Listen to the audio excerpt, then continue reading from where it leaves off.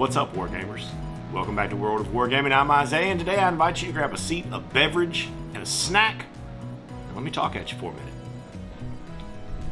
Today we're going to talk about a game that has been on the list and on the shelf and ready to go for quite some time, and I just haven't been able to get to it. Well, today, my friends, I got time for Burrows and Badgers. So Burrows and Badgers is a fantasy skirmish game, but with a little bit of a twist. The world is completely populated by anthropomorphic animals. So rabbit knights and squirrel rangers and badger barbarians and things of that sort. Very reminiscent of Redwall, but not really inspired by it, as the creators aren't really familiar with the work. This is just what they wanted to create, but that's kind of the vibe that I get and what drew me to it. Also, the models are absolutely beautiful and a great joy to paint. So the game is set in the imaginary land of Northumbria, which is currently kind of teetering on the brink of some big things. There are fox clans in the south that are moving up and spreading an agenda of free beasts. All beasts should be created equal, which I support. And then you have the rat clans that are preparing for war, and things are teetering on the edge, and then enter us, the players. So to play the game, obviously you need models, and while you could, I guess, use other anthropomorphic models, the scaling and everything in the game is really designed to work best with the models that Oathsworn makes, which are reasonably priced. Even though they're from the UK, the shipping is still very reasonable, and they ship pretty fast. So no reason not to support a strong independent company that makes a cool product.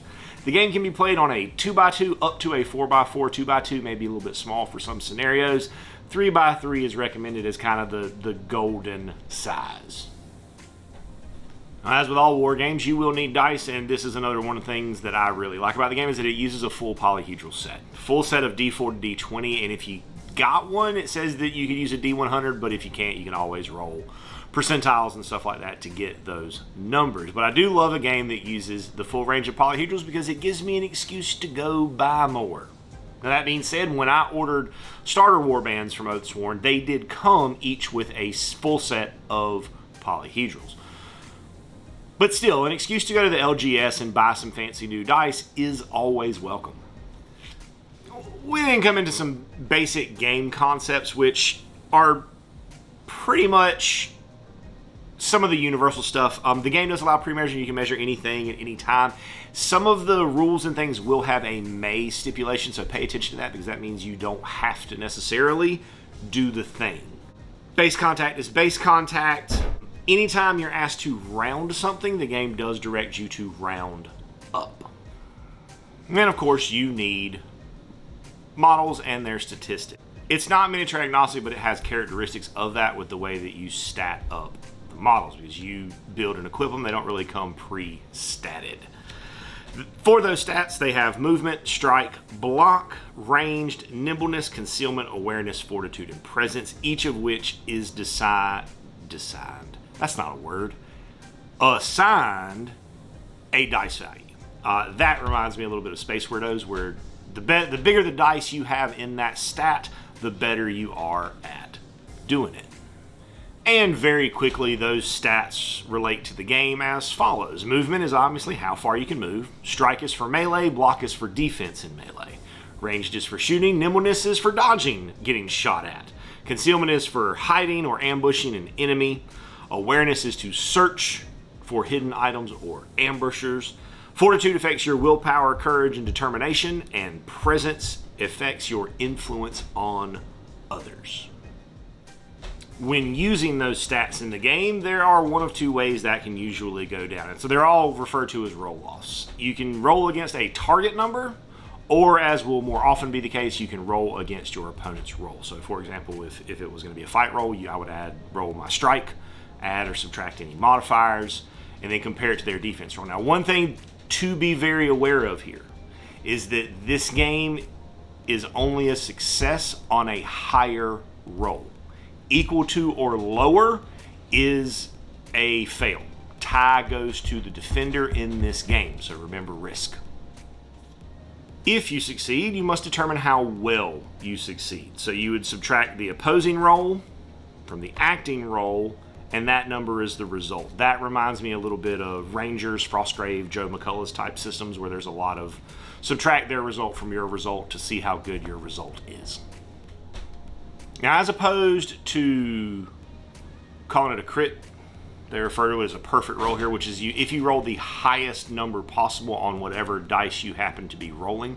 If you do that, then luck is on your favor, and you receive a +7 modifier to that roll. And then we move into the turn sequence of the game, which begins with the initiative phase. That is an opposed roll between the presence of your leaders. If it's a tie, so if I go first, and then on the next turn we draw, that means you go first this time. I worded that. Once an initiative is sorted, it's time to move to the action phase, where we take turns activating our models and performing an action, and then we've moved to the end phase. The end phase is where spell effects come to an end, as well as where we have to check for route to see if your warband runs away, and we check for victory conditions, and if none of those things, once all that's done, or if none of those things apply, a new turn will begin. Quick note back on initiative, usually your scenario will tell you who's going to activate first on the first turn.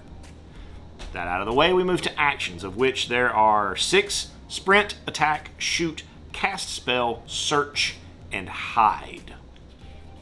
So when you activate, you declare the action that you're going to perform, indicate any enemies targeted by that action, then you indicate where you intend to move. Once those players are clear on what's planned, the acting player may begin moving the model and rolling any dice required. So you get a movement in addition to whatever action you choose. Sprint would give you a second movement. Movement is up to your movement stat. If you're going up a ladder or anything, stairs or anything like that, it goes off your nimbleness stat. But no rolls are required for it. For anything classed as difficult terrain, you roll their movement dice, and then you can move however far you roll horizontally through that difficult terrain. Now, if you start in open terrain and want to go into difficult, you move normally up to the difficult terrain and then roll your movement dice. Subtract however many inches you've already moved, and that's how much further you can continue into that terrain. You can only split models or terrain go between stuff if the model's base can actually fit. So you could potentially block off parts of the board or routes of retreat with other models. You can combine horizontal and vertical movement as much as you want, but the total movement cannot exceed your movement or nimbleness value. We then talk about low terrain features, and this is why the scaling of the Oathsworn models is important. If a wall or some type of obstacle is more than half as tall as the model, it counts as difficult terrain for that model. So there are some instances where it might be difficult terrain for a mouse, but it's not going to be difficult terrain for a fox or a badger or one of the wildcat or one of the larger creatures of Northumbra. If you want to jump a gap or jump down between levels, it is a nimbleness roll-off with your target number being the distance that you intend to jump. If you succeed, then you land successfully. You can't move anymore, but you could attack a model that you are adjacent to. If you fail, that means you fail and are subject to fall damage. You could also fall if you take damage while within an inch of something that you could fall off of. If that happens, you have to take a nimbleness test against a target number of 3, and if you are lower than the target number of 3, you fall down. While in combat, you are free to move around another model up to 2 inches. Anything further than 2 inches can incur a potential penalty. As mentioned earlier, when you sprint, you take a second movement, but you can't attack or anything like that. All you can do is defend yourself from incoming blows. Then we get into some of the good stuff, some of the bloody bits. So when you attack, it is a straight strike versus defense roll-off.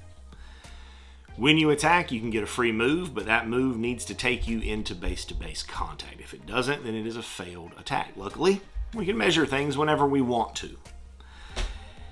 If you move more than 2 inches in that attack movement, you get a +2 bonus, but that movement at no time can take you further away. You have to be always moving closer towards your target.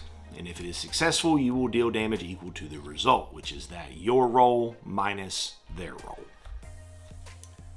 And tagging along with that bit earlier about being able to potentially block models in, you also get a cumulative bonus, or they get a cumulative debuff rather. For every enemy model in contact, the model gets -1 to their block roll-offs and all that good stuff. And it builds up, it's cumulative. So if you get a bunch of people on them, they're not going to be very effective at trying to block that hailstorm of blows that's raining down upon them.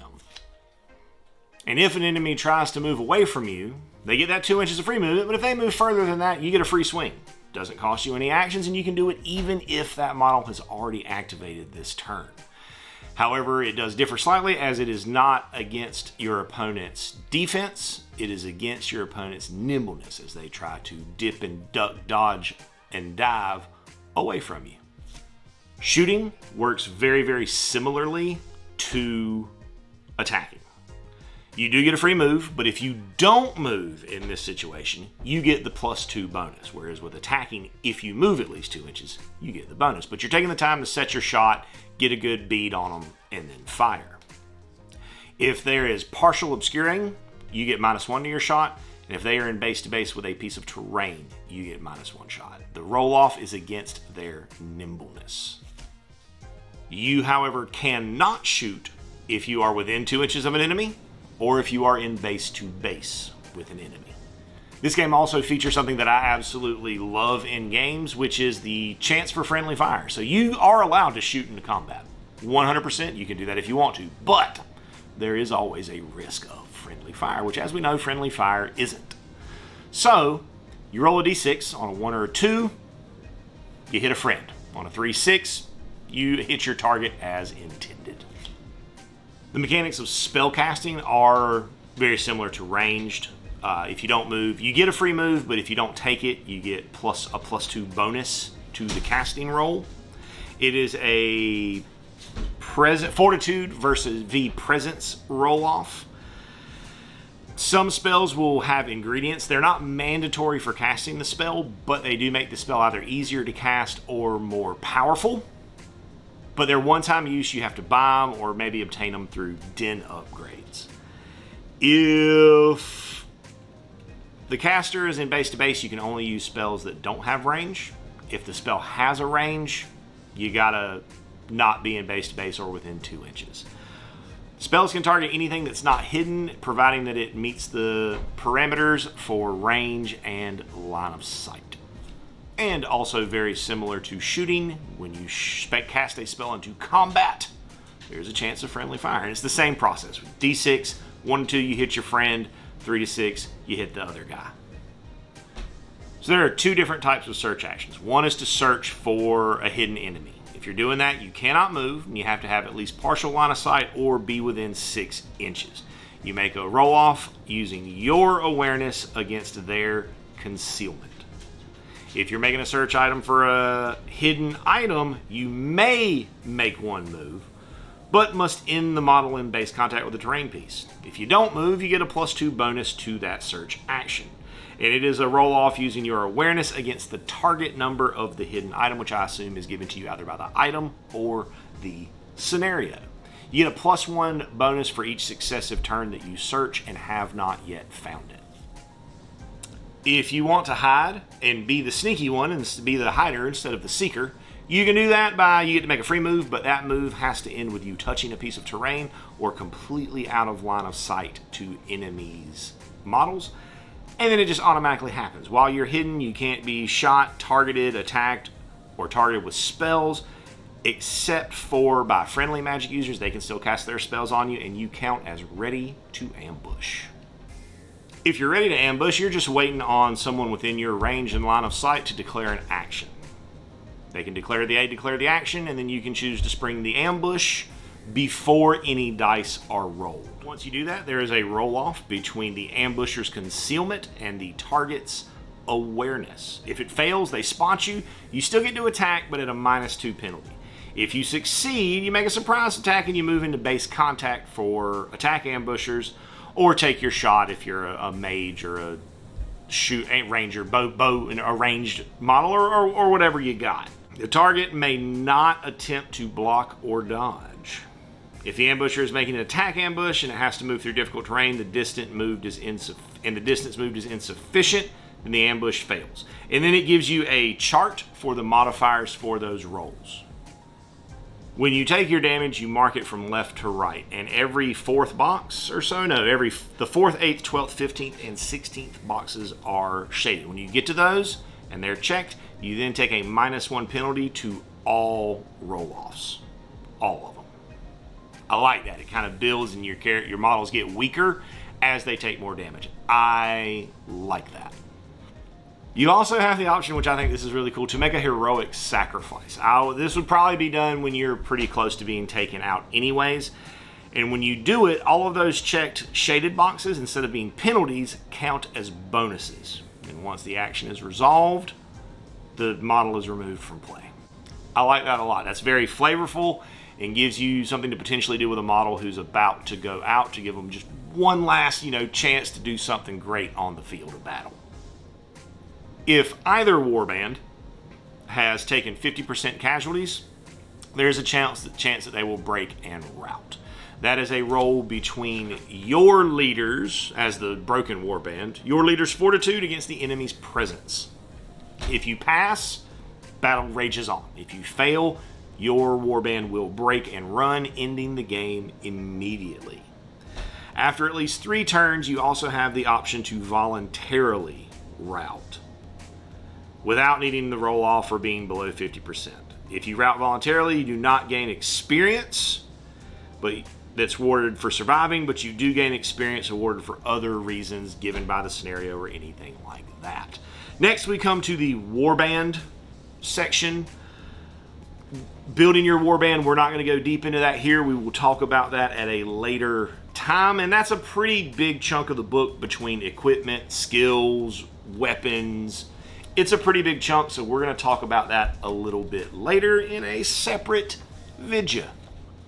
Once we have all that warband built, which again, we'll talk about that later, we come to the campaign section, and this is where games like this really shine. Yes, you can put together a warband and play some one-off games, but playing a series of linked games in a campaign is really where the game is meant to be played. So you need at least 2 people with warbands. More people can join later at pretty much any stage of the campaign. When you go to play a game, the lowest warband rating rolls on the scenario table to select, and generally the scenario will tell you who the attacker or defender is. But if it doesn't, the lowest warband rating can choose whether they want to be the attacker or the defender. Then, of course, we play the game, and then we go to our post-battle sequence, where the good stuff happens. First thing to do is to determine who's a survivor, who's an injured. If they go out of the game for any reason, they count as not surviving for the sake of this sequence. If they do not go out of battle, then they survive. Pretty straightforward there. If a model goes out of action, they must take a fortitude roll-off against a target number of 6, which is going to be easier for bigger models or models with beefier fortitude stats. If they pass, nothing happens and they gain an experience point for surviving. But if they fail, you got to roll a d20 on the injury chart and see what happens to them. If a character is killed, all of their equipment and weapons are lost. They don't get scavenged from the field. Next are our off-duty actions. And those jobs fall into one of 2 categories. They can labor or they can wander. If they wander, you roll a d20 on the wandering chart to see what they find and come into contact with. If they labor, you roll a d6 and add or subtract for strength or weak skill values.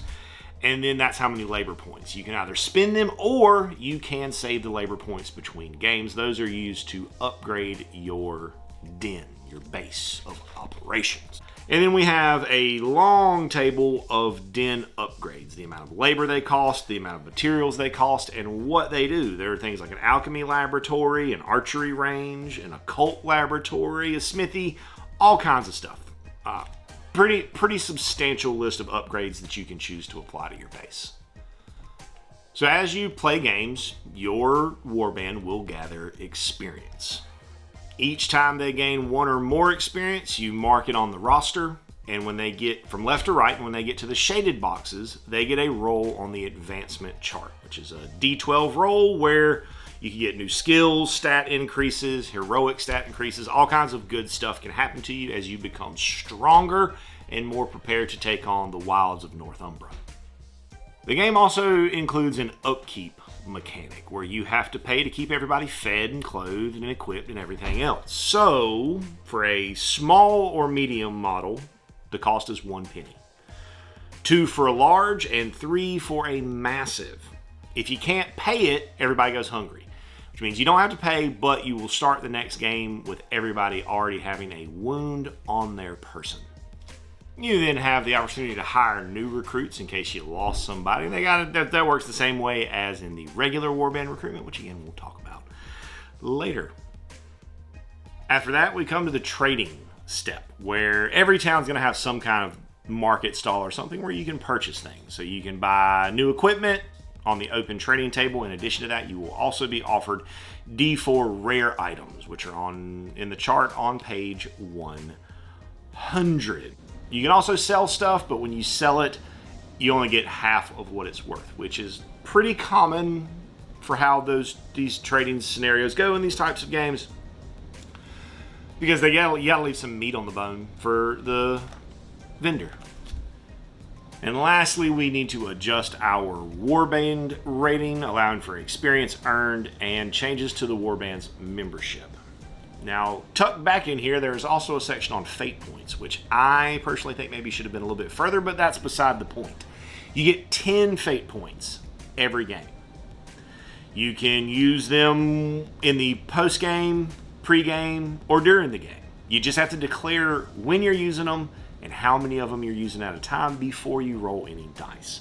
For every fate point you spend, you get to roll an extra dice of the same type, and then from that pool of dice, you get to choose the highest one for your roll.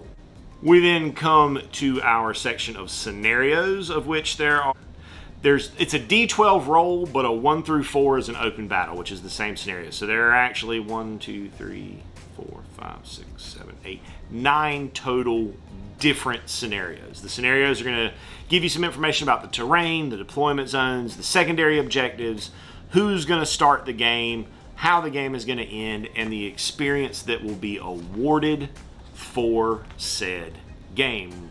And then lastly, we come to an appendix that has a lot of the necessary charts, the warband roster, which is also available for download, nice and easy, so you can just print out as many of those as you need at home. And that, my friends, is Burrows and Badgers. That's our talk through of the rules mechanics of the game. I'm really excited about this one. The models are awesome. The art in the book is amazing. There's lots of good illustrations, but also a lot of good quality, really well done model photography.